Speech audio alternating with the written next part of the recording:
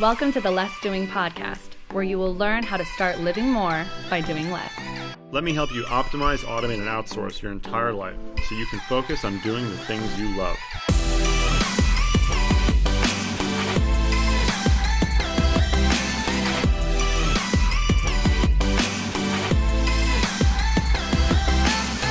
Now here's your host, Ari Mizell.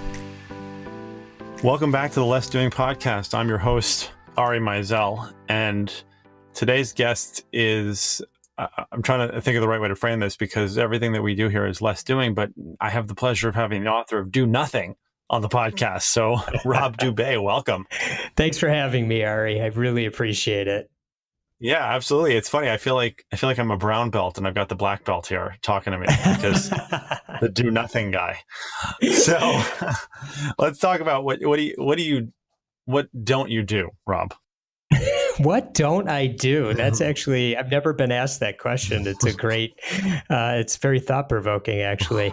But I am trying to learn what not to do with less doing, quite frankly, and which is how I got to know you and all the amazing things that you are doing. So, but to give you a little bit of a background, I'm an entrepreneur. I started my company in 1991, right out of college with my best friend. So we've been in business now. This is our 27th year.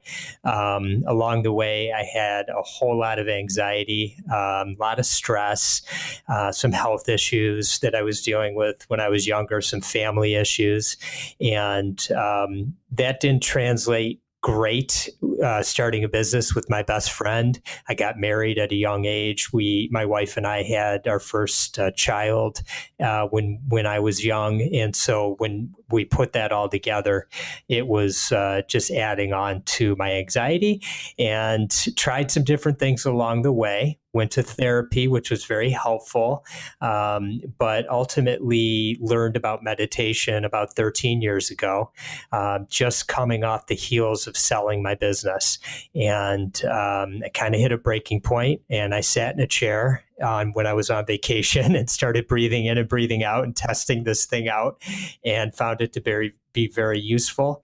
And here we are 13 years later. I found it to be so helpful, not only in my life in general, but as a leader within my organization. We were able to buy our company back, and I feel that my meditation practice has been very useful to me as a leader in really cultivating our culture here at Image One.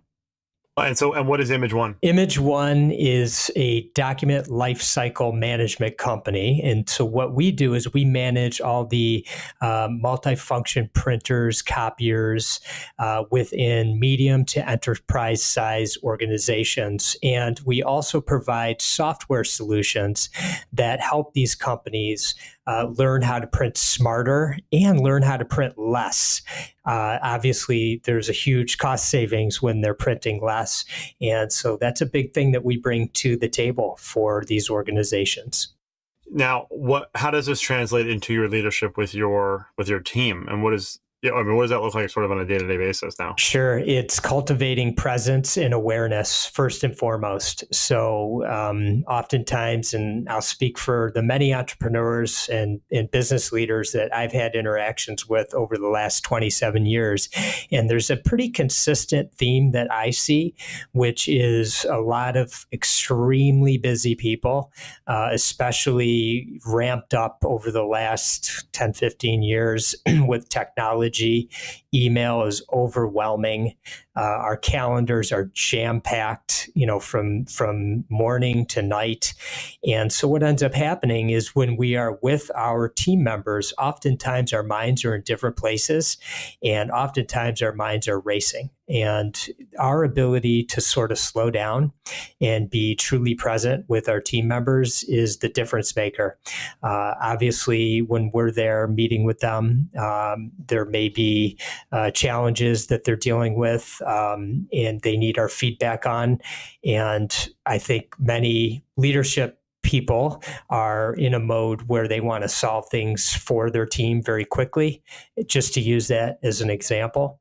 And our ability to listen, very deeply listen, ask really good questions, be truly present, phones away, no buzzing, not thinking about the next meeting that we're going to or the last meeting we came from, and help our team members kind of work through their challenge, their issue, because the answers are right there. They have them. We know that. And that's the true gift that we could give to them. The presence, the awareness, and helping them to figure out how to solve it on their own.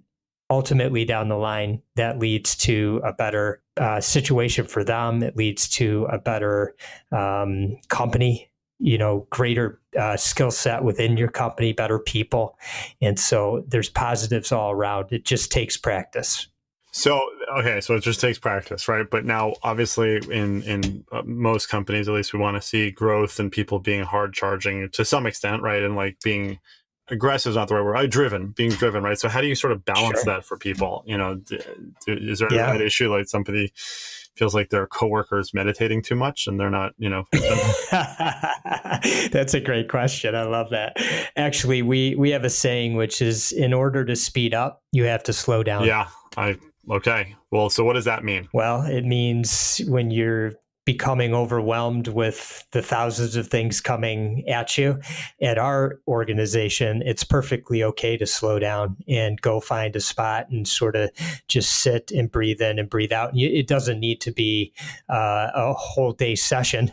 Literally can be 3 to 5 minutes.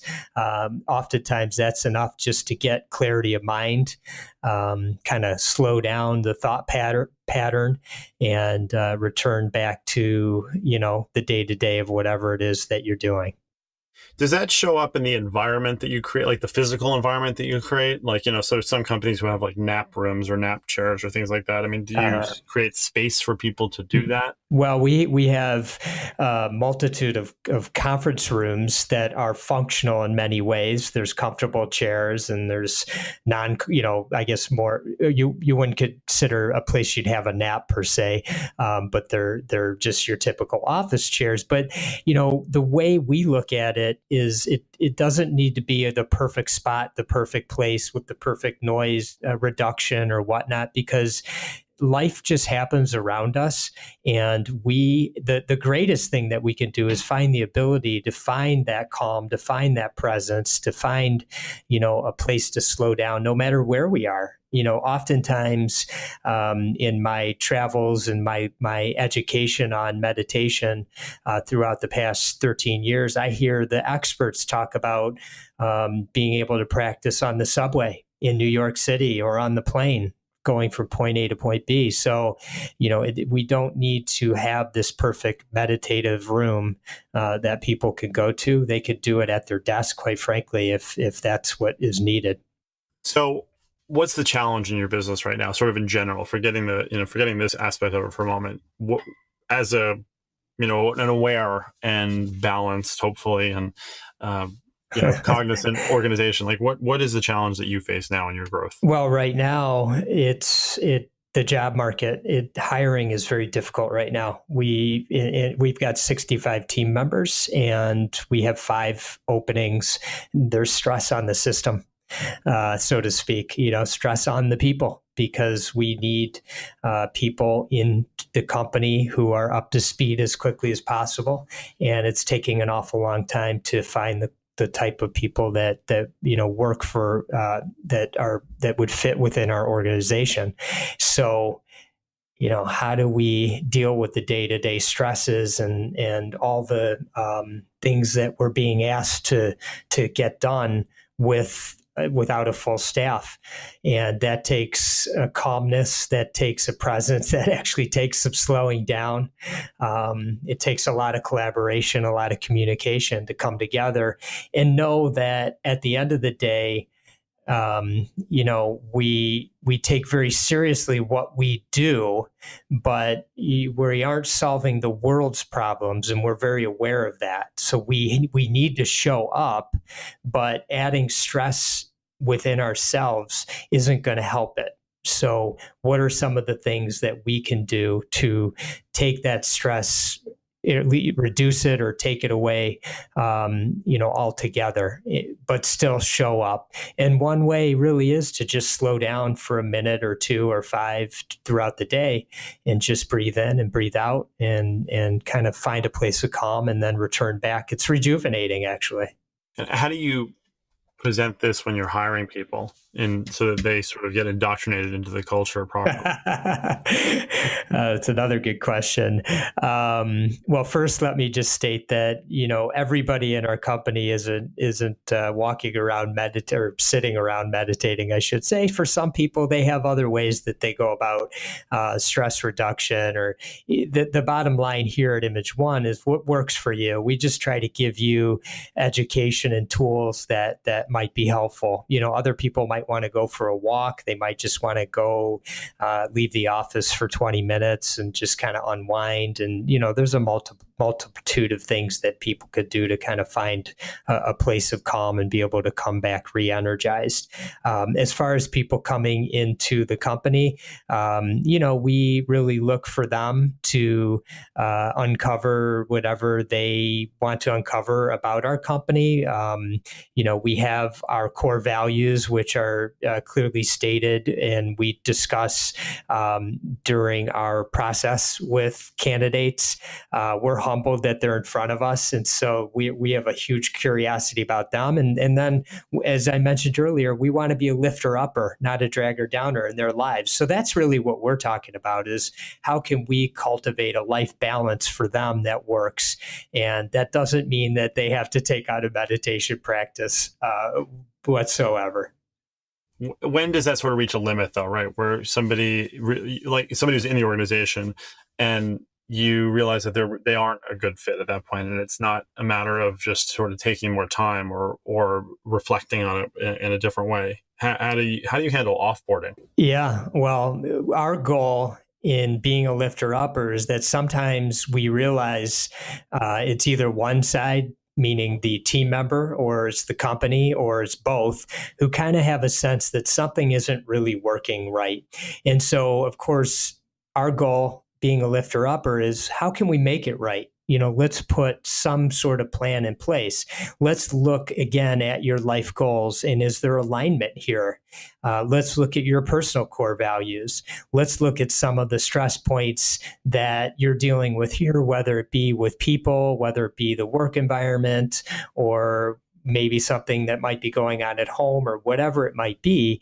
And let's try to figure out how we can come to the same place, because something brought us together. And if that's not working, to answer your question about offboarding, is how can we smoothly transition the person to a new journey and the new part to their journey. And we've done that very successfully. It's something and we are very proud of here at Image One. One example I can share with you is we had a person in a role and they took on a leadership role. And it became really apparent that the activities that they were focused on weren't leadership focused activities. They were more tactical type responsibilities that they kept leaning towards. And so we had a discussion. I actually met this person off-site at a coffee shop. And as we dug deeper into her life goals, it became very apparent and emotional for her to, share with me that really a leadership role wasn't something that she wanted to do. In fact, she wanted to do something that was completely different and very tactical in nature. And it wasn't something that, we had, a need for here. And so what we did was we put into place a plan to help her find where that might be. And funny enough, she loved science and she loved design. And once you know it, the stars lined up, and she ended up working at the Science Center here in the Detroit area and doing design for them. It was crazy. So those are the sorts of things that we hope to, help people when things aren't working out, land on their feet, because it isn't always that the people are bad people. In fact, they usually aren't.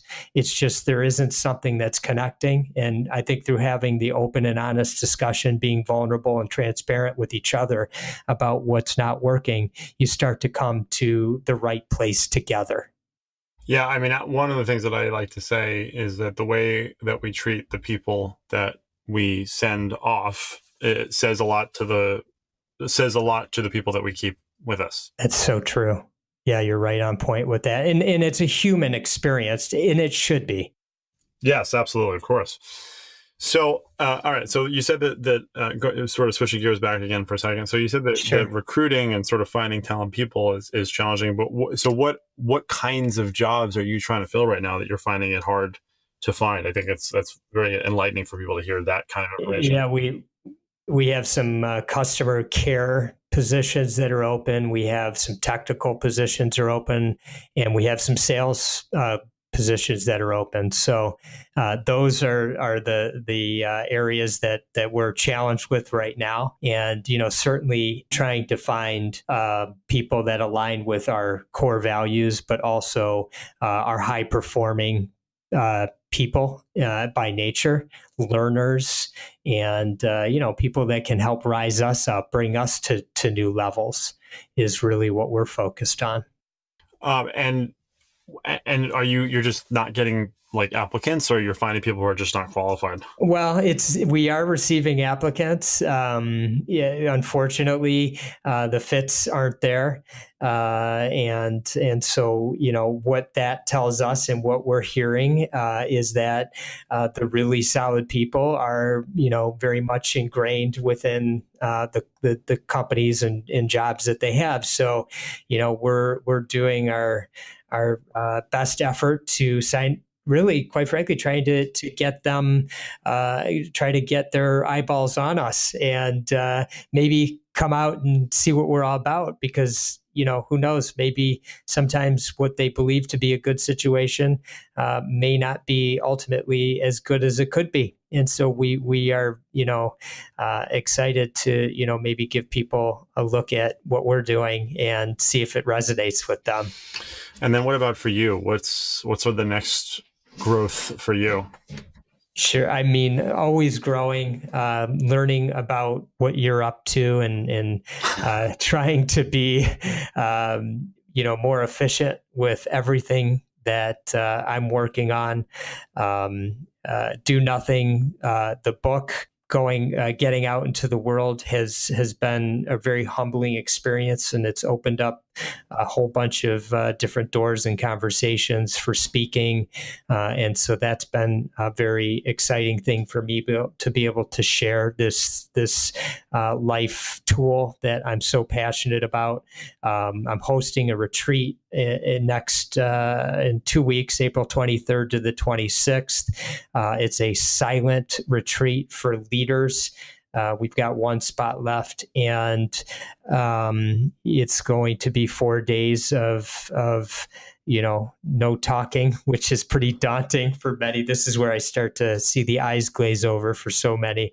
But there are, so far 19 people that are very interested in how they can go inside and really work harder at cultivating presence, awareness, finding a calm space within themselves so they can bring that out to the world, both for their teams and in their lives in general. So those are some of the things that I'm working on, working with YPO groups, doing some workshops. And so it's just all been very exciting. Well, so let's talk about that for a second. So first of all, does that make it really easy to plan content for something like that? Does right. They're silent, but are they being guided at all, or is it just you talk for a little bit and then it's silent for the rest of the time? Yeah, as far as the retreat goes, or the workshops. Yeah. The retreat. Well, either. Yeah. So there's some talks. So there's some things to think about, and so there are moments of silence, but then there's moments of interaction. Yes. So it's the content isn't just sitting there the whole time and having me stare at them. There's some different contemplative exercises that the participants go through. There's mindful walking, which is a method of really slowly walking, at a snail's pace, which is so hard for people, just kind of back and forth in a straight line or in a circle as a group, and just being highly, highly aware. And this is training of our minds to go at that speed and being very aware of every sensation on the bottom of our feet as we take the steps that we take for granted every single day as we fly through life, with such ease, seemingly. So there's mindful eating.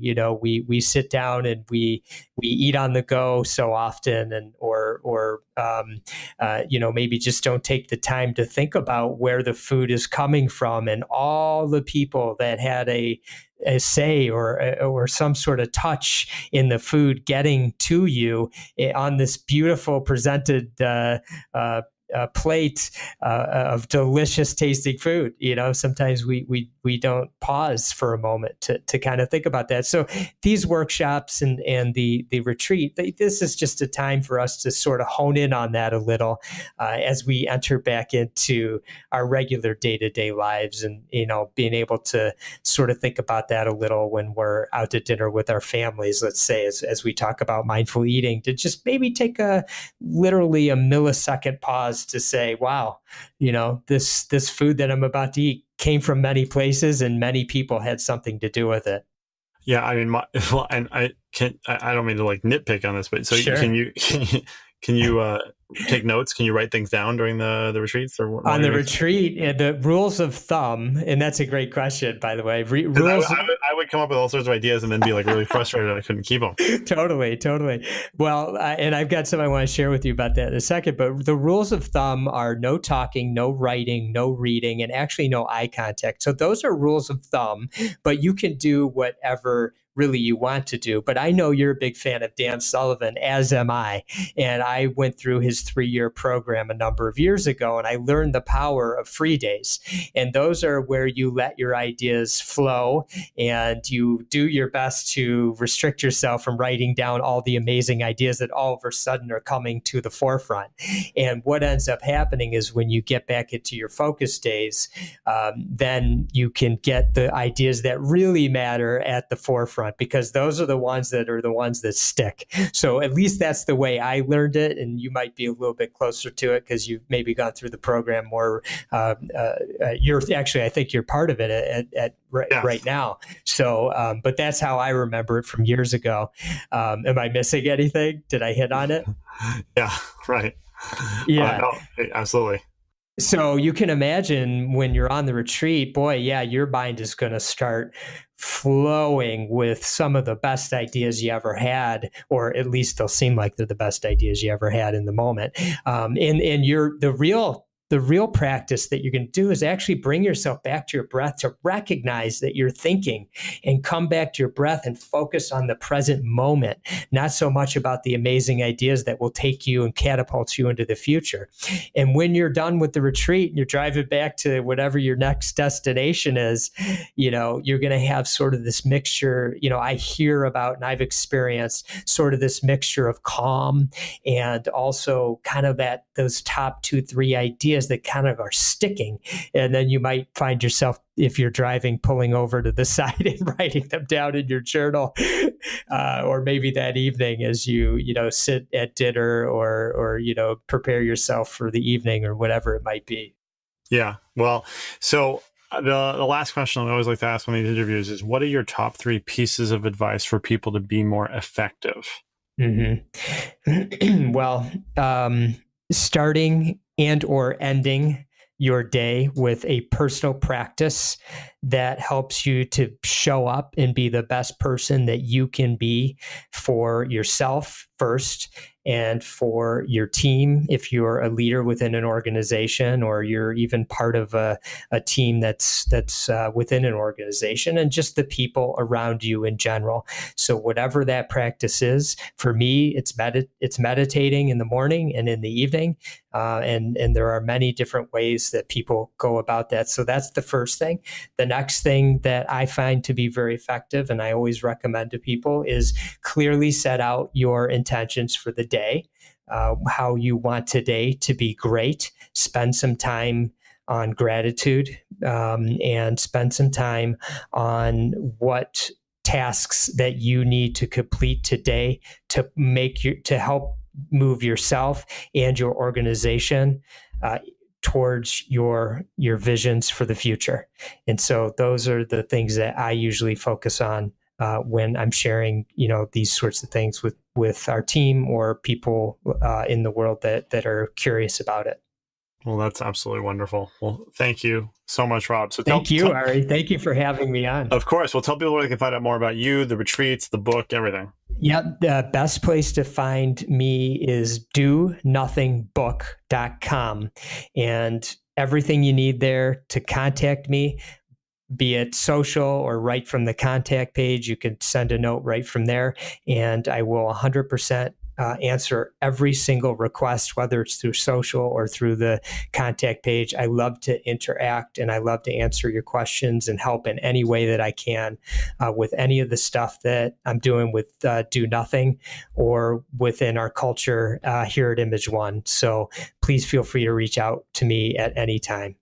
Thank you so much, Rob. Thank you, Ari, and thank you for teaching me so much through your book and just through getting to know you, even just briefly as a person. You've taught me an awful lot, and I'm grateful for that. Thanks for listening to the Less Doing podcast. If you'd like to get more done in less time, join our exclusive community of entrepreneurs and visionaries, the Less Doing Labs. It's free and just for you. Go to lessdoinglabs.com/more done.